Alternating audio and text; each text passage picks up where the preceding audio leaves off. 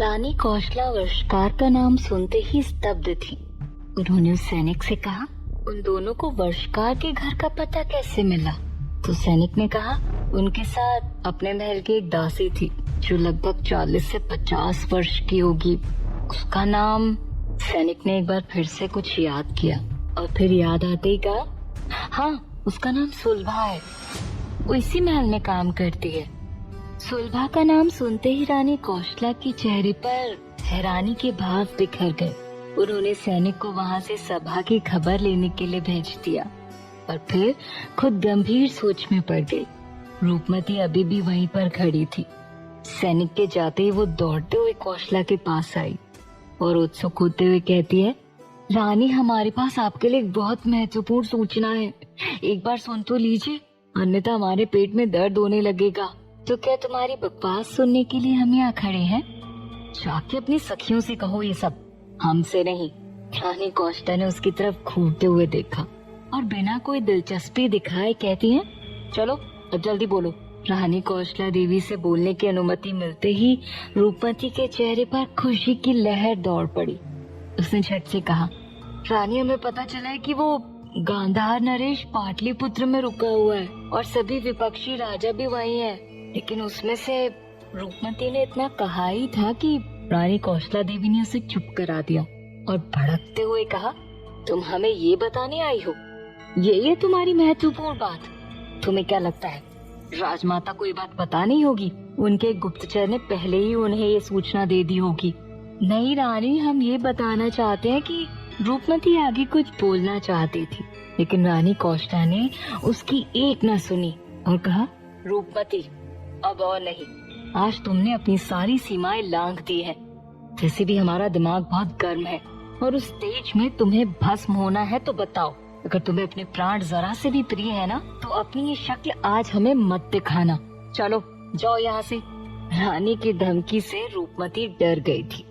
वो चुपचाप वहाँ से जाने लगी, लेकिन जाते जाते वो बड़बड़ाते हुए खुद से कहती है, रानी कौशला, गांधार नरेश का कोई गुप्तचर महल में है जो पल पल की खबर उन्हें दे रहा है। इसके बाद वो वहाँ से चली गई, लेकिन कक्ष में रानी कौशला ने अपना मन शांत किया और फिर कुछ विचार करने लगी।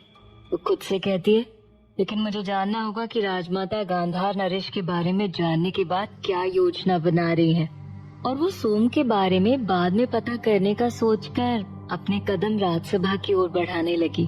नगद की राजसभा में स्त्रियों के बैठने के लिए सबसे ऊपर के भाग में व्यवस्था की गई थी। हालांकि रानियों का सिंहासन सम्राट के सिंहासन के आसपास ही था, लेकिन बाकी सभी स्त्रियां सभा की सबसे ऊपरी छोर में बैठकर सभा में शामिल हो सकती थी। वहां जाने के लिए रास्ता महल के अंदर से होकर जाता था और इसी वजह से रानी कौशला देवी भी शांति दूत का संदेश सुनने के लिए सबसे ऊपरी छोर पर जाकर खड़ी हो गई थी। वहाँ चारों ओर जालीनुमा लकड़ी की दीवार खड़ी थी। सभी स्त्रियां उसी से झांककर सभा में देखती थी। रानी कौशला भी उसी से सभा की तरफ देख रही थी। उसने देखा कि राजमाता सम्राट के सिंहासन के पास वाले सिंहासन पर शान से किसी महारानी की तरह बैठी हुई थी। उनके दोनों तरफ अंतेनाग और विशाखा खड़े थे। इन दिनों अमात्य श्रीधर मगध में नहीं थे। वो सम्राट के दुर्ग के अनुष्ठान के लिए दूसरे राज्य गए हुए थे। सभा के दोनों तरफ बाकी के सभा सदस्य और राजा बैठे हुए थे। पूरी सभा भरी हुई थी, लेकिन सबके चेहरे पर चिंता के भाव थे। एक तरफ मगध में गंभीरता का माहौल था, तो दूसरी तरफ सम्राट आम्रपाली के साथ अपने सारे तनाव और अतीत को भूलकर उसी पल को जीना चाहते थे। आज सुबह से सम्राट बिंबिसार न जाने कहाँ व्यस्त थे। आम्रपाली मिट्टी के बर्तन में चूल्हे पर भोजन पका रही थी। उसने देखा कि सम्राट जब से बाहर गए हैं अभी तक वापस नहीं आए। उसे थोड़ा अजीब लगा। वो झोपड़ी के बाहर आई और सम्राट को ढूंढने लगी। कुछ दूर पेड़ के नीचे बड़े बड़े घड़े और कुछ मिट्टी के बर्तन बने हुए रखे थे, जिसे सम्राट ने बीते दिनों सूखने के लिए रखा हुआ था। आम्रपाली को उनके अलावा दूर दूर तक पेड़, चट्टान और नदी दिखाई दे रही थी, लेकिन सम्राट का कुछ अता पता नहीं था। आम्रपाली अब घबराने लगी थी। उसने कहा, सम्राट का स्वास्थ्य ठीक नहीं है, फिर ऐसी स्थिति में वो कहाँ जा सकते हैं? वो बड़बड़ा ही रही थी कि तभी उसने नदी के किनारे एक बड़ी सी चट्टान के पीछे सम्राट की झलक देखी। उस झलक को देखकर आम्रपाली की आंखें गहरी हो गईं और वो ध्यान से देखने लगी। ध्यान से देखने पर उसे एहसास हुआ कि सम्राट वहाँ पर है। उसने कहा, आखिर सम्राट उस चट्टान के पीछे क्या कर रहे हैं? कहीं फिर से काम में व्यस्त तो नहीं हो गए? ये सोचकर आम्रपाली सम्राट को आवाज लगाते हुए उनके पास जाने लगी और नाराजगी व्यक्त करते हुए कहती है, सम्राट आप फिर काम में जुट गए? एक आराम करने के अलावा दुनिया के सारे काम आप कर सकते हैं। चलिए ये सब छोड़िए और आराम कीजिए। लेकिन जैसे ही सम्राट ने आम्रपाली की आवाज सुनी, उन्होंने तुरंत कहा, अरे नहीं, आम्रपाली यहाँ आ जाएगी तो आफत आ जाएगी। उन्होंने तुरंत आम्रपाली को रोकते हुए जवाब दिया, आम्रपाली रुकिए, हम बस अभी आए। सम्राट आखिर क्या कर रहे हैं जो हमें उनके पास आने से रोक रहे हैं? ये सोचकर आम्रपाली के चेहरे पर गंभीर भाव आ गए। वो आगे बढ़ते हुए कहती है, सम्राट आप अभी अभी ठीक हुए हैं, हम आपको कोई भी कार्य नहीं करने देंगे। लेकिन इस बार भी सम्राट ने आम्रपाली को रोक दिया और कहा, आम्रपाली हम कोई कार्य नहीं कर रहे हैं, यकीन मानिए और इस वक्त यहाँ मत आइए। जहाँ आम्रपाली को सम्राट का ये व्यवहार कुछ ठीक नहीं लग रहा था, तो वहीं सोम आज अपने ही क्रोध में था। वो जल्दबाजी में कुछ कर रहा था। तभी राजकुमारी मुकुंदा अपने साथ एक दासी, जिसके हाथ में भोजन की थाल थी, उसे लेकर उसके कक्ष में आई। कक्ष के पास पहुंचकर उसने दासी के हाथ से भोजन का थाल ले लिया और उन्हें वहां से भेज दिया।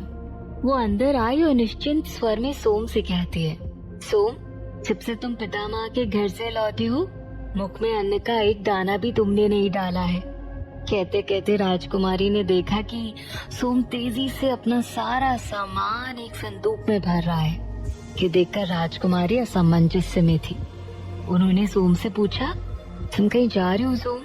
सोम ने राजकुमारी का कोई जवाब नहीं दिया और अपना सामान बांधकर वहाँ से जाने लगा। ये देखकर राजकुमारी ने जल्दी से थाल किनारे रखी और सोम के रास्ते में आते हुए कहती है, तुम आखिर जा कहाँ रहे हो सोम? तो सोम ने राजकुमारी की तरफ देखा और आंखों में क्रोध भरकर कहा, राजकुमारी हट जाइए हमारे रास्ते से, हमारा इस महल में दम घुट रहा है। सच जानने के बाद हम यहाँ कैसे रुक सकते हैं? ये बोलकर सोम आगे बढ़ने लगा। तब राजकुमारी ने उसके हाथ से उसका सामान छुड़ा लिया और कहा, सोम पागल मत बनो, और किस चीज की बात कर रहे हो तुम? अभी तक तुम्हें जो पता चला है वो मात्र आधा सच है। पूरा सच तब पता चलेगा जब सम्राट बताएंगे कि आखिर क्यों वो तुम्हारे माता और पिता से नाराज थे। तो आप क्या चाहती हैं राजकुमारी? हम यहाँ हाथ पर हाथ धरे बैठे रहे? सम्राट आम्रपाली को लेकर जा चुके हैं राजकुमारी, और अब वो कभी नहीं आएंगे। और जानना ही क्या है, हम जानते हमारी माँ कैसी थी। वो बहुत ही भोली थी, कुछ भी ऐसा नहीं कर सकती जिसकी वजह से कोई उसके प्राण लेने के लिए भी तैयार हो जाए। इसलिए अवश्य सम्राट का ही इसमें कोई दोष होगा। ये सुनकर राजकुमारी बोल पड़ी, सोम जब तक सारा सच पता नहीं चल जाता तुम किसी भी निर्णय पर नहीं पहुंच सकते। और रही बात सम्राट के वापस आने की, तो मगध में गांधार नरेश आक्रमण करने की तैयारी में है। पूरे महल में यही शोर है, इसलिए सम्राट को तो वापस आना ही होगा। तब हमें उनसे सवाल करने का अवसर भी मिल जाएगा। तब तक तुम्हें यहीं रुकना होगा। कहते हुए राजकुमारी ने सोम का सामान ले जाकर वापस रख दिया। लेकिन सोम का मन अभी भी शांत नहीं था, वो वहीं दरवाजे के पास खड़ा था। राजकुमारी ने कह तो दिया था कि सम्राट वापस आएंगे, लेकिन क्या सच में सम्राट वापस आएंगे? वहीं राजमाता सभी राजा और बाकी मंत्रीगण के साथ सभा में बैठी हुई थी। दो लोग सभा के बीचों बीच खड़े थे, जिनमें से एक अधेड़ उम्र का व्यक्ति था जो बुढ़ापे की प्रारंभिक चरण में था। उसने शाही वस्त्र पहने हुए थे। उसने राजमाता से विनम्र भाव से कहा, राजमाता क्षमा कीजिएगा, लेकिन सम्राट के बारे में सुनकर अफसोस हुआ, पर हमें मगध आने में विलंब तो नहीं हुआ ना? आपका संदेश मिलते ही हम और सेना नायक त्रिलोक सिंह अपना कार्य बीच में रोककर तुरंत मगध के लिए रवाना हो गए। उस व्यक्ति ने अपने बगल में खड़े आदमी की तरफ देखते हुए कहा। उस व्यक्ति की उम्र 35 से 40 रही होगी, जो कि मगध का सेना नायक त्रिलोक सिंह था, जिसने मगध के सैनिकों की तरह वस्त्र पहन रखे थे, लेकिन उसके वस्त्र के रंग नीले थे, जबकि बाकी सैनिकों के वस्त्र काले और हल्के लाल रंग के थे। और वो व्यक्ति जो बोल रहा था वो मगध के मुख्यमंत्री के पद पर आसीन वसुदेव थे। वहीं सबसे ऊपरी भाग में खड़ी रानी कौशला ने जब त्रिलोक सिंह की तरफ देखा तो उनके चेहरे पर खुशी की चमक थी। त्रिलोक सिंह को देखकर वो मन में कहती है, अच्छा हुआ भाई तुम आ गए, हमें तुम्हारी आवश्यकता थी। त्रिलोक सिंह रानी कौशला के मामा का पुत्र था। रानी कौशला उन्हें देखकर अब थोड़ी निश्चिंत सी लग रही थी।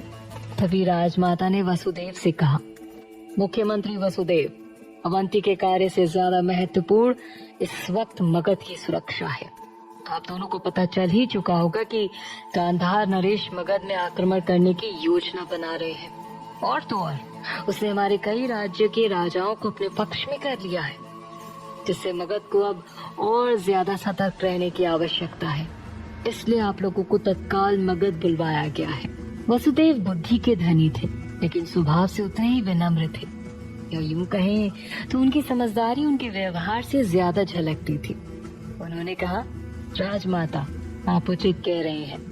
आपका संदेश मिलते ही हमने अपने गुप्तचर को गांधार नरेश पर नजर रखने के लिए भेज दिया था। वो इस वक्त पाटलिपुत्र में है, लेकिन उसके मन में क्या चल रहा है ये पता लगाना थोड़ा मुश्किल है।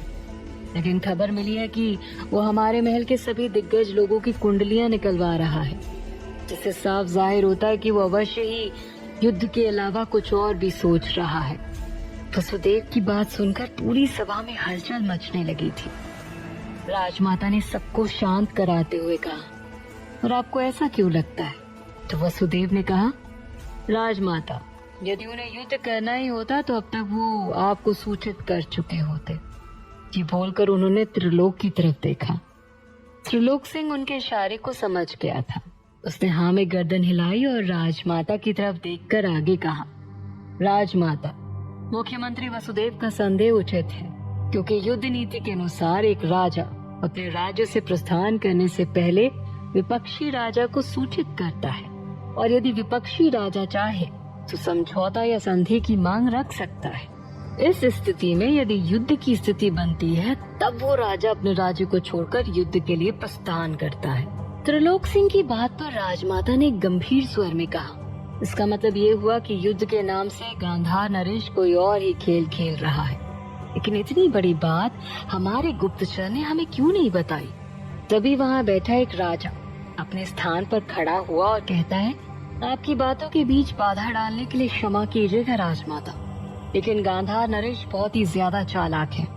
वो बाज सी नजर रखता है और कुत्ते की तरह धोखेबाज को सूंघ लेता है। अगर आपका गुप्तचर यहाँ नहीं आया है, इसका मतलब अवश्य ही उसे गांधार नरेश ने पकड़ लिया है। उस राजा की बात सुनकर मुख्यमंत्री वसुदेव ने कहा, निश्चिंत रहिए राजमाता, वो हमारे गुप्तचर को कभी नहीं पकड़ पाएगा। तभी त्रिलोक सिंह ने भी दृढ़ता से कहा, और अब हम आ गए हैं मगध की सुरक्षा के लिए। हमने सोच लिया कि हमें कौन सा व्यू रचना है, फिर वो युद्ध करे या ना करे, लेकिन मगध का कुछ नहीं बिगाड़ पाएगा। मगध सुरक्षित था और हमेशा रहेगा। सभा लगी ही हुई थी कि तभी एक सैनिक तेजी से भागते हुए आया और वहां खड़े सेनानायक के कान में कुछ बोल कर चला गया।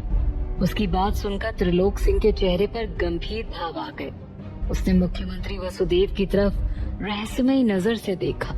पूरी सभा और राजमाता की नजर भी त्रिलोक सिंह की तरफ थी। सभी जानने के लिए उत्सुक थे कि आखिर उस सैनिक ने आकर त्रिलोक सिंह से क्या कहा। ऊपर से रानी कौशला ये सब कुछ देख रही थी। उन्होंने धीरे से कहा, त्रिलोक शांत क्यों है? क्या कहा उस सैनिक ने? तभी गहरी सांस लेते हुए त्रिलोक सिंह ने कहा, राजमाता, गांधार नरेश ने अपना शांति दूत भेजा है, एक संदेश के साथ।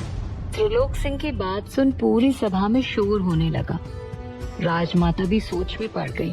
अभी जिसकी चालाकी की बात हो रही थी उसने युद्ध का संदेश ना भेजकर शांति का संदेश भेजा है। आखिर क्या संदेश भेजा होगा गांधार नरेश ने? क्या कर रहे थे सम्राट जो आम्रपाली को वो बार बार रोक रहे थे? क्या होगा कहानी का अगला पड़ाव? जानने के लिए सुनते रहिए।